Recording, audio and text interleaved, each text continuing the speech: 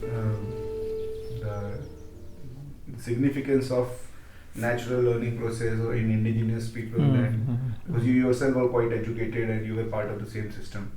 So how did the life journey was for you? How did you realize?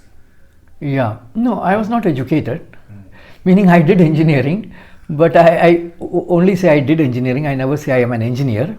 I think there's a great difference between these two. You know, when you say you are an engineer, I mean, I feel ashamed actually to call myself an engineer. I have a degree in engineering. And that is the reason why I began to really wonder that what is really happening. It was in actually engineering college that in fact, I was expelled for something. And that 1 year I had a fantastic time. So I also value the importance of taking a year off or even more to really understand what is that we should be doing in life, you know. So, sorry. When I was expelled, I had a lot of time to really reflect on what is happening. And one thing that really struck me was that there was nobody in the institution who were really interested in learning. Everybody was getting good marks, but no commitment to learning. Now, this was not only the case with students, but also with teachers. So even when I look back in my school, I found the same thing. They were all good people, good teachers, but not good learners.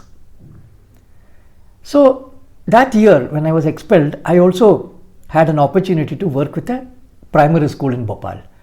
One of the teacher was very good with me, professor, and he was himself running a school. So, for 6 or 8 months, I just stayed there and just wanted to revisit what really is happening. First, I tried with the youngest children, the KG and all that, but I just couldn't handle that. So I did a promotion and started teaching in 6th, 7th and all that. That was actually just to revisit what was happening. And so that year I took 2 very important decisions, one was that I will never do 9 to 5 job. Second was that I will never do anything that you don't like to do. Because what I found was also happening along with this kind of education is that people are also doing things that they never enjoyed doing. So 8 hours of drudgery, and then in the evening they say they have some entertainment, I found this absolutely not a way to live. And then, of course, I went back and I took degree and all that. And then, actually, to prolong my uncertainty, I actually joined NID to study post-graduation, National Institute of Design. But when I went there, I was very happy because I found a place which I call as a learning environment, which had a learning environment, as against the places till then I had experienced. That was not teaching environment. And also I wish to say that my parents were teachers. So even my home was a teaching environment because they were involved in teaching. In a learning environment, nobody is into teaching, but everybody was learning. And there's no compulsion. At an NID, no student, nobody ever bothered about attendance or anything, but everybody was going and learning. So that was fantastic. So that 2.5 years that I spent there, I really began to look at what should be I began to look at the software of learning. Not just what I'm learning, but also how does all these things happen. But I also found that there was something fundamentally wrong with, even places like NID, which was that even though they were giving freedom, the outer limit of freedom was very clear. It is to westernize an Indian mind. Because whatever is there, the ambience is of a Western design school. So when you engage with aesthetic sense, it is what the West had created in the 1920s. And so that is something that I felt that this freedom is actually there, but where do you become with that freedom? Is something that I began to wonder. And so aesthetic sense became a very interesting aspect for me to explore. And other thing that at NID that I was able to do was that see, in a design situation, design learning, you plan what to do and then you go and do it, which means you're using your mind first and then using the body as a tool to do that function. This somehow, after doing this for some time, I felt this is not the way to do.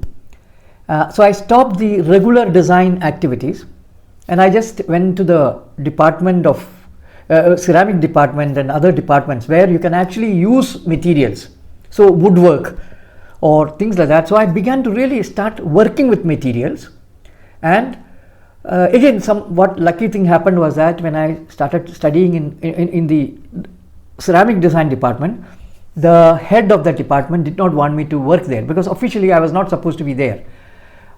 This was a very, very lucky thing for me because I was interested. I took the clay to my room and started working. So it was almost like an Ekalavya kind of a thing, where of course I didn't have any guru except the clay, So I began to really work, and luckily I did not learn the regular methods, nor I did not use the regular tools for, usually if I had gone there and if I had accepted officially, formally, then I would go through a very mechanical process of how to learn clay. They would teach you methods, they would tell you these are the tools. Luckily I was saved from all that and I began to learn actually from clay itself. So that was fantastic because that was a time when I began to understand a learning process which is very much authentic, and a process in which you are learning from clay. Clay is telling, clay is guiding actually, So that was fantastic actually. So two things happened there. One, I was able to address my mind-body fragmentation because I found that when I began to work, that activity led me to think. So it was basically the body that was, generating thought from that experience. So there was a gelling of the mind and body that began to take place, and also the idea of the learning. These two things were getting clearer. But the aesthetic sense I felt was problematic because we were taught the Western ideas of color and composition and all that, and the whole activities that we do with aesthetics was very much Western actually. That actually led me to question this. We constantly talk about India being a great country, but within the modern institutions and modern situation, you don't find anything of that. We are continuously imitating the West and claiming that we were great ones. This is something that was quite, not that I don't have any patriotic fervor, but just that I felt that authenticity is important. Authenticity means that we are responsible for creating knowledge. We should have our own authentic aesthetic sense, not an egoistic aesthetic sense, which is rooted in our culture. Well, those days it was not very clear to me what is all these things, but I kept this thing alive, this inquiry alive. And after I passed out of NID, luckily I began to work in rural tribal areas with artisans. And my stay there, was fantastic because that again changed my approach, because I felt that the artisans, traditional Indian artisans, could actually help me to find the cultural roots and to make me understand what is aesthetics. So unlike most other designers and do-gooders, my role changed there, and I became their learner, not their teacher, not their savior, but I felt that they can save me from my this cultural destruction that has happened to me. One thing that I noticed was that there is no formal learning about beauty or anything, yet people are doing things beautifully. This is a very, very interesting kind of a insight or perception, because what happened was that initially for me this whole question of beauty was decolonization, which means it was basically a political question but as I began to look at how people were doing it so naturally, etc., I realized that beauty is fundamentally rooted in our biology. That if people are doing things and if it's turning out to be beautiful without any intention, that means we are already endowed with that thing. It's like hunger. Hunger is what makes us do, make food and eat and all that. Similarly, beauty is that enable us to organize things in a certain way, in a very organic way, So beauty that way took on a very different kind of a role altogether for me. You see, if you actually look at I was reading somewhere that the very notion of self-expression is as late as 19th century. Till then, even in the West, there was no idea of self-expression. So it's very interesting to see that the notion of self, when did it get created, can be understood that it is around that time when this notion of self itself got created. Till then, art was just another skill, like another person who could do carpentry or any other skill. It was a similar skill. Somebody could draw very well,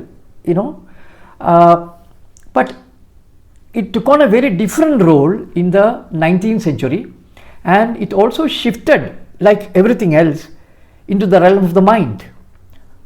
Instead of our holistic experience of beauty or holistic experience of knowing, whole system then became mind oriented. So when you go to an art gallery, your mind begins to work. It's not your eyes that works. No, of course, what is happening is that the eyes also has been turned into the tool of the mind, because when you see something, that seeing immediately activates thinking, not the real seeing. So this is basically one of the areas that I covered as I began to work with rural tribal people. But what was far more interesting was the way they were looking after children. In fact, they were not looking after children. Children were completely free, and they were being totally autonomous and doing everything on their own. So this is other thing that I felt was very interesting, that the potter's children or artisans' children were not taught, yet by the age of 9, 10, 11, they learned the skill. So that is what actually, that led me to really question this whole modern paradigm of education, in which we are constantly engaging with language and mind, whereas in the rural, tribal, indigenous communities, their whole being is involved in creation of knowledge. Aesthetic sense is part of that, and of course value is also embedded in what they do. So there is no fragmentation of value, beauty and knowledge. In every activity is dictated by value, and it is supported by beauty, and of course knowledge is what you create from that.